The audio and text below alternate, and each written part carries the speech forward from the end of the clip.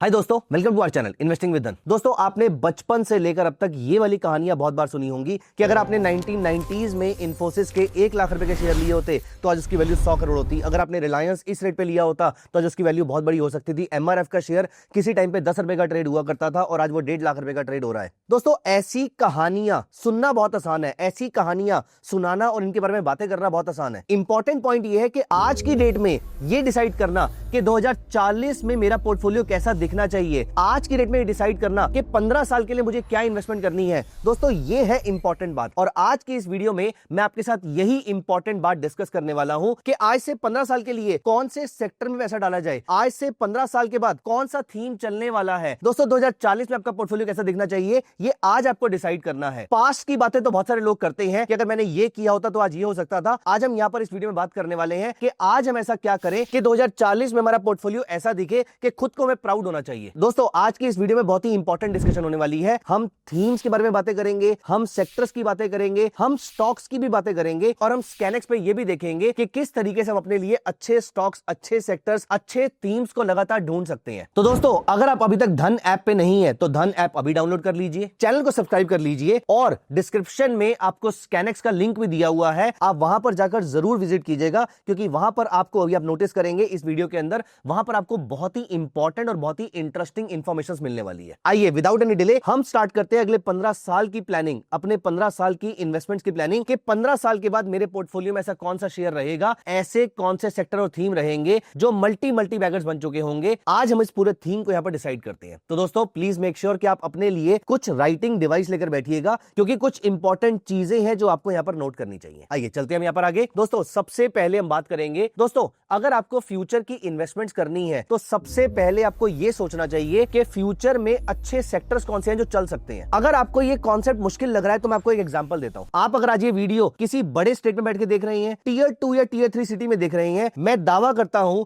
कि आपके आसपास बहुत सारी कंस्ट्रक्शन चल रही होंगी। दोस्तों, आज इंडिया के हर गांव में, हर शहर में, हर स्टेट में, पूरे इंडिया के length and breadth of the country में हर जगह कंस्ट्रक्शन चल रही है। हर जगह बिल्डिंग्स खड़ी हो रही है, हर जगह फ्लाईओवर बन रहे हैं, हर जगह रेल पहुंच रही है, हर जगह मेट्रोज भी पहुंचती जा रही है। लेकिन क्या ये सारा काम ओवरनाइट हो गया? नहीं। दोस्तों, आज से 15-17 साल पहले अगर मैंने सोच लिया होता कि दिल्ली में, मुंबई में, जहां जहां पे कंस्ट्रक्शन हो रही है तो ये कंस्ट्रक्शन कंपनीज कौन कौन सी है जो कंस्ट्रक्शन कर रही हैं, तो ये सारी कंस्ट्रक्शन कंपनी के शेयर परचेज किए जा सकते थे। दोस्तों, फ्यूचर के थीम्स आज सोचे जा सकते हैं। मैं आपको सिर्फ इतनी सी बात के लिए कन्विंस करना चाहता हूं। तो फ्यूचर के थीम्स कौन से हैं मैं आपको हिंट देता हूं। And during this entire discussion it should not be seen as a recommendation to buy or sell something. मेरा पर्पस आपके साथ सिर्फ और सिर्फ ये एजुकेशनल कंटेंट शेयर करना है कि हम अपने लिए आने वाले वक्त की इन्वेस्टमेंट को कैसे डिसाइड कर सकते हैं। दोस्तों, सबसे पहली थीम जो आपके आसपास चल रही है वो चल रही है एआई की। इस बात को आज की डेट में कोई नहीं नकार सकता है। मैं ये नहीं कह रहा कि एआई ह्यूमंस को रिप्लेस करने वाला है, लेकिन एआई के साथ ह्यूमंस को चलना पड़ेगा, या फिर मैं ये बोलूं कि ह्यूमंस को एआई के साथ जेल करना पड़ेगा। जैसे आज से 20-30 साल पहले हमने आईटी के साथ जेल किया था, जहां पर Google and all these internet explorers they became part and parcel of our life. ठीक उस तरीके से आज की डेट के अंदर अगर आप नोटिस करें, पिछले 2 साल के अंदर एआई आपके जीवन का बहुत ही इंपॉर्टेंट पार्ट बन चुका है। अगर आपके बच्चे की एज 8-9 साल भी है और अगर आपकी एज 20-25 साल है, 30 साल है, 40 साल है, 50 साल है, हर वर्ग के लोग आज एआई को यूज कर रहे हैं। कोई चैट जीपीटी कर रहा है, कोई परप्लेक्सिटी कर रहा है, कोई फाइनेंस के लिए फज यूज कर रहा है। ये सारी की सारी चीजें आर द फ्यूचर। अब दोस्तों, एआई के बारे में हर कोई सोच पा रहा है, लेकिन what about the infrastructure of AI? AI का इंफ्रा कौन डेवलप कर रहा है? क्लाउड का इंफ्रा कौन डेवलप कर रहा है? दोस्तों, ये मेरी नजर में एक बड़ा थीम हो सकता है। तो एआई के लिए चिप्स कौन बना रहा है? एआई के लिए रोबोटिक्स की सर्विसेज कौन प्रोवाइड कर रहा है? एआई के लिए क्लाउड सर्विस कौन प्रोवाइड कर रहा है? आपको ये सारी चीजें ढूंढनी है और आपका अगला थीम रेडी हो जाएगा। दोस्तों, अगर हम एआई की बात करें तो एआई आज से 10 साल के बाद, मुझे लगता है कि आपको भी मेरी तरह कोई भी डाउट रहा होगा इस समय कि आने वाले 10 साल के अंदर आपके हेल्थ केयर में एआई होगा, आपके फाइनेंस में एआई होगा, आपकी बैंकिंग में एआई होगा। आज की डेट में रोबो एडवाइजरी सर्विसेज आ गई हैं, आज की डेट में एआई सर्जरीज करना स्टार्ट कर चुका है। तो क्योंकि हर जगह पे एआई है, आपको ये सोचना है कि एआई से रिलेटेड कंपनीज कौन कौन सी हैं। मैं आपको सिर्फ हिंट दे देता हूं कि कौन कौन सी कंपनीज ऐसी हैं जो एआई में इंडिया में बहुत ही एक्टिवली डील कर रही हैं। Again, not to be seen as a recommendation to buy or sell. मैं आपको सिर्फ ये बता रहा हूं कि कौन कौन सी कंपनीज ऐसी हैं जो इंडिया में एआई में बड़ा काम कर रही हैं। दोस्तों, इसमें टाटा एलेक्सी एक बड़ी कंपनी आती है, एलएनटी की जो टेक्नोलॉजी कंपनी है विच इज एलटीटीएस, वो भी टेक्नोलॉजी सेक्टर के अंदर या फिर क्लाउड एआई में बहुत अच्छा काम कर रही है, परसिस्टेंट सिस्टम भी कर रही है, केपीआईटी भी कर रही है। तो ये सारी कंपनीज ऐसी हैं, जब आपको इनकी अच्छी वैल्यूएशन मिलती है तो आपको इनको रिसर्च जरूर करना चाहिए। और रिसर्च करने के लिए आपको क्या करना चाहिए ये मैं आपको दिखाता हूं।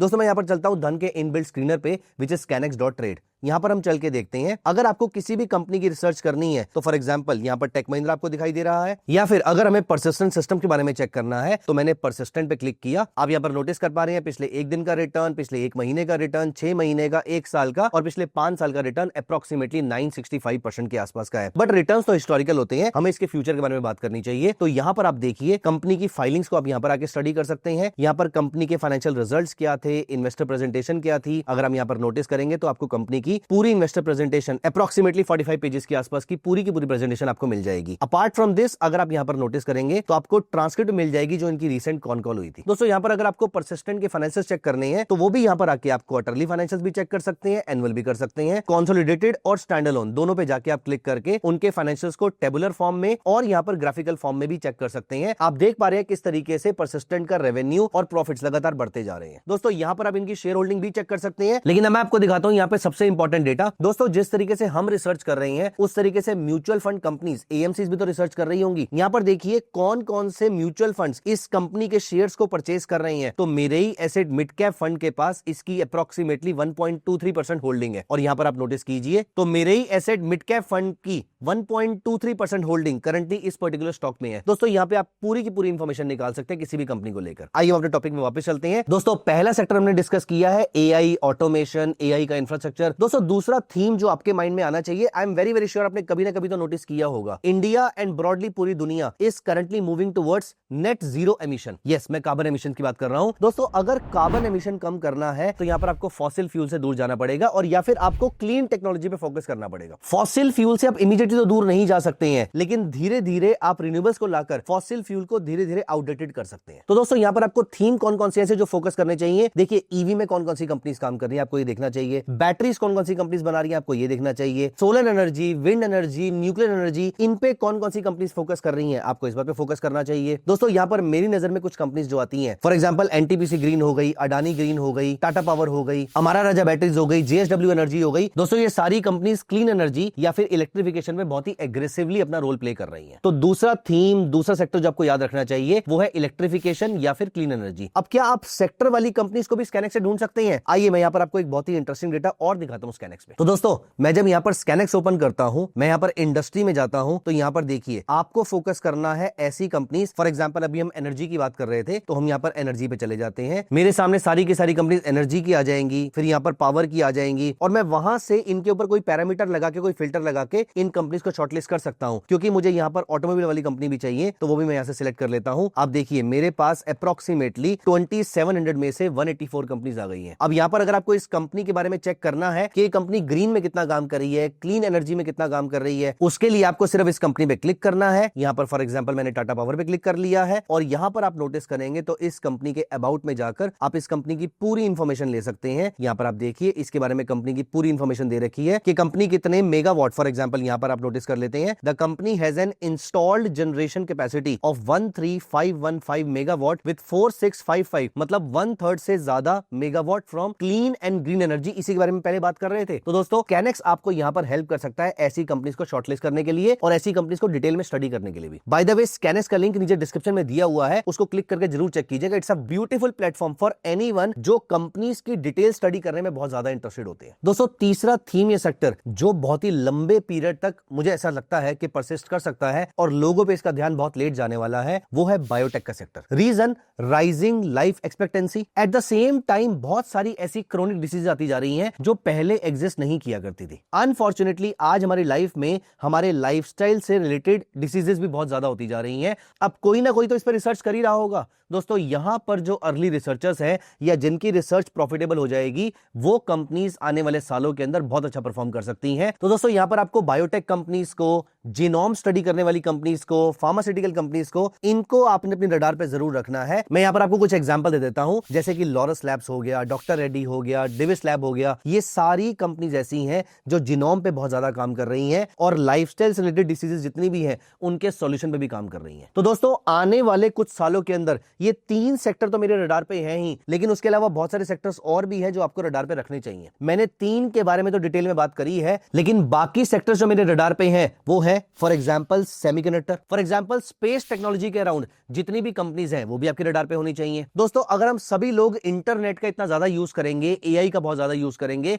तो ऑफ कोर्स साइबर सिक्योरिटी को लेकर भी इश्यूज आएंगे, साइबर थ्रेट्स भी आएंगी। तो साइबर सिक्योरिटी वाली companies are also the future. आज से 20 साल पहले अगर हमें यह समझ में आ जाता that IT is today's present, तो हम आईटी में इन्वेस्ट कर लेते। आज से 10 साल पहले में समझ में आता कि 10 साल के बाद हर जगह पे लड़ाइयां हो रही होंगी, तो हम डिफेंस में टाइम रहते परचेज कर लेते। और ऐसी बहुत सारी कंपनीज ऐसी हैं, मैं आपको एग्जांपल दिखाता हूं। फॉर एग्जांपल HAL को देखिए, again not a recommendation to do something, लेकिन यहां पर अगर मैं HAL का धन चार्ट्स पे वीकली चार्ट ओपन करता हूं तो यहां पर आप रिटर्न देखिए। फॉर एग्जांपल 2019 से पिछले 6 साल के अंदर का जो रिटर्न है, और मैं यहां पर बॉटम से नहीं ले रहा हूं, मैं यहां पर उसकी लिस्टिंग के टाइम से ले रहा हूं, तब से लेकर इसका जो हाई का रिटर्न था वो अप्रोक्सीमेटली 906% था। मतलब 9 गुना इस स्टॉक ने आपको रिटर्न दिए हैं। नॉट जस्ट दिस, अगर आपको यह समझ में आ जाता कि इंडिया की मिडिल क्लास में बूम आने वाला है, इनके पास डिस्पोजेबल इनकम बहुत ज्यादा हो जाएगी, तो ऐसी जगहें कौन कौन सी है जहां पर ये इन्वेस्टमेंट करेंगे। फॉर एग्जांपल एक छोटा सा एग्जांपल है ट्रेंड का। अगर आप ट्रेंड का चार्ट यहां पर देखें तो look at this beautiful chart. मतलब आज से 10 साल पहले, एग्जैक्टली 10 साल पहले से लेकर अभी तक इस स्टॉक ने 5600% का रिटर्न दिया है। मतलब ये स्टॉक 2014-15 से लेकर अपनी पीक तक का अगर हम देखें